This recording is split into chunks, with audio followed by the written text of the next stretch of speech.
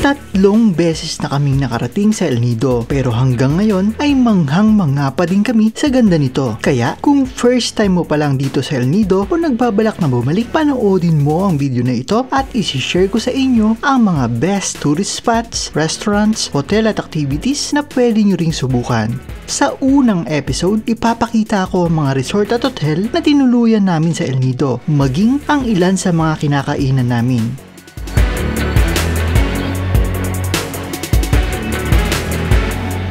Madaming paraan para marating ang El Nido. Ang pinakamabilis at pinakabagong ruta ngayon ay direct flight mula Manila to El Nido via Cebu Pacific. Dati mula Puerto Princesa pa at sasakay ng van going to El Nido na aabuti ng 4 hanggang 6 na oras. Mahaba at ubos oras at higit sa lahat nakakapagod.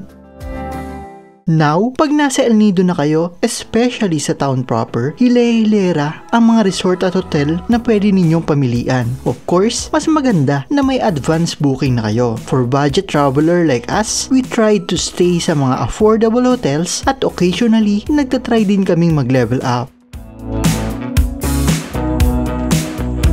Ito yung ilan sa mga nasubukan na namin. Una, ang Bipad El Nido. Front Beach Resort ito, talagang paglabas mo makikita mo na agad ang Bacuit at El Nido Bay, pati na ang Cadlaw Island at iba pang karatig na isla.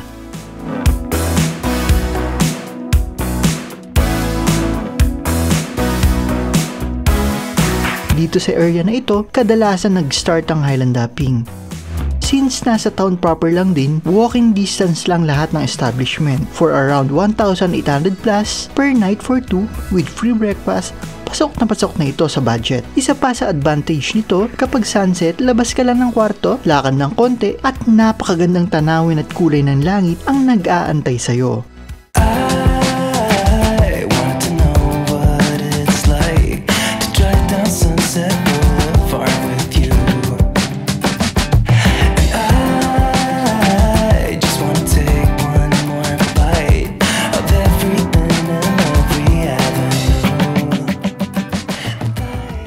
Next, ang Virginia Suites na 2,000 per night na may libre ring breakfast for 2. Nasa sentro lang din ito sa kahabaan ng Rizal Street. Instead na dagat ay taraw clip naman ang view dito mula sa hotel.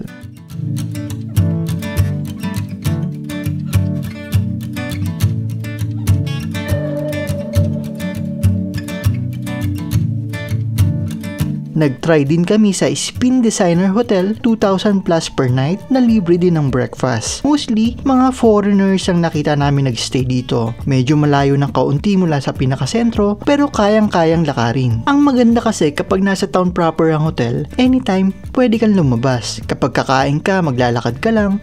Kapag may bibilin ka, andyan lang sa tabi-tabi.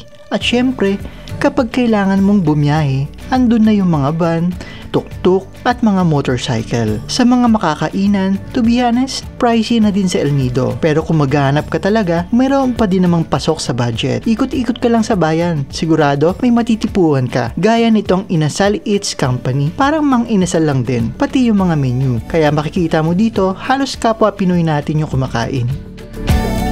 Sa bandang El Nido Bay naman, madami ding mga restaurants. As in, hile-hilera yan sila. Ang edge naman nila dito ay yung unobstructed view. Habang kumakain, nakikita nyo yung ganda ng dagat at mga isla sa paligid. Isa sa mga kilalang restaurant dito, ang El Nido Boutique Art Cafe. Pasta, paella at pizza yung sinubukan namin dito. Kung gusto nyo namang lumayo sa Corong-Corong Beach at Marimegmeg Beach, ay may mga high-end at average price na restaurants. Ang sinubukan namin dito ay yung Las Cabanas Beach Resort. Binalak na din namin mag-overnight dito. Kaso fully booked at that time. Kaya nag-sunset watching at kumain na lang kami sa restaurant nila.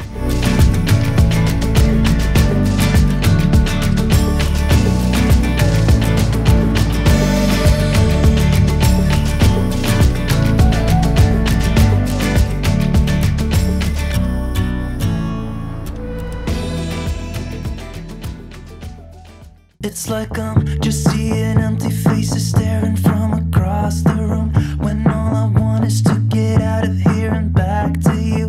On my way home, I'll stop at your window. I should've known how much it hurts when you still love love somebody, when you still love somebody.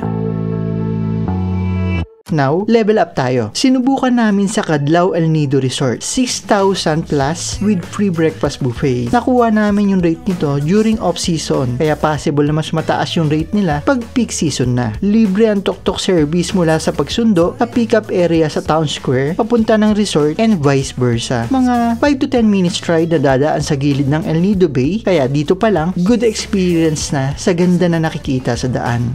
Always seems to me at every place in town. You must be lucky. I'll reply. You can take me high. Maybe I just wanna see ya. I'll go anywhere if you be there. Feels like I can fly.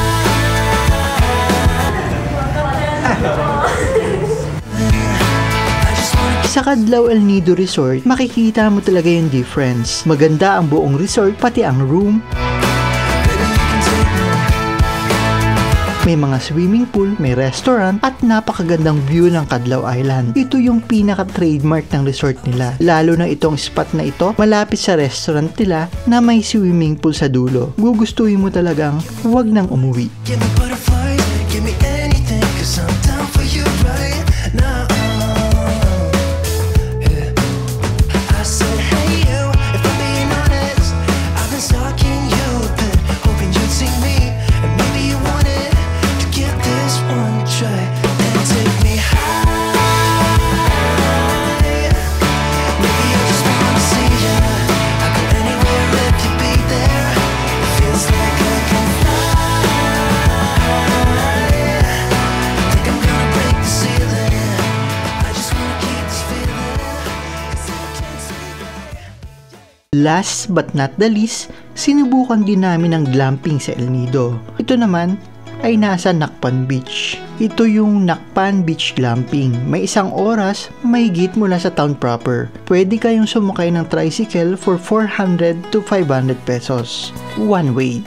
Air condition ang tent dito and you can choose kung garden view, mountain view, or beachfront ang gusto ninyo. Syempre, may price differences yan. Ang nakuha namin is yung garden view, mga around 8,000 plus. Isa sa pinaka nagustuhan namin dito ay walking distance lang talaga yung Nakpan Beach. Sobrang ganda dito at hindi crowded. Mahaba ang dalampasigan at pino ang buhangin. May malapit na mga restaurants at talagang napakaganda ng view dito.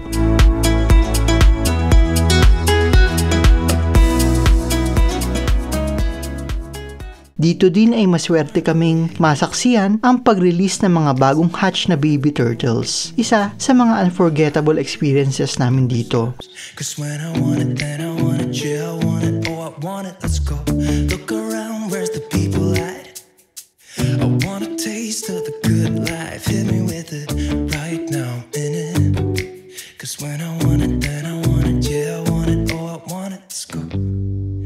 And I won't look back, yeah, I don't care about the back home. It's Cincinnati, baby, I just wanna let it go. Nothing matters when we're way out here. Yeah. Maybe I don't have to know your real name. I'm just addicted to the way you take the pain away. Nothing matters when we're way out here. May sariling hatchery ang resort nila at makikita nyo na may mga dates na yung expected na mapipisa yung mga itlog. Maliban sa mga ito, yung Nakpan Beach ang isa sa pinakamagandang spot para makapanood ng sunset. As in, sobrang ganda dahil walang obstacles yung view. Kaya kitang-kita mo yung ganda at lawak ng sunset dito.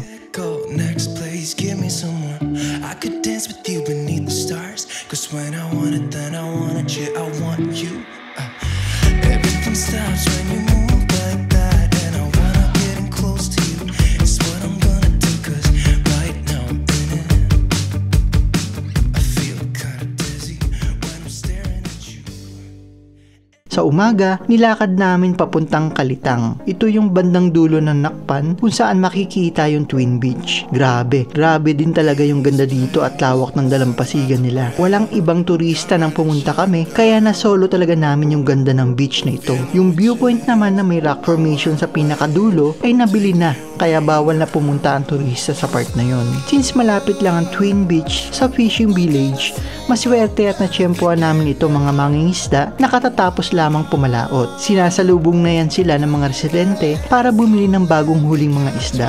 Video ka lang po tayo. Okay lang po.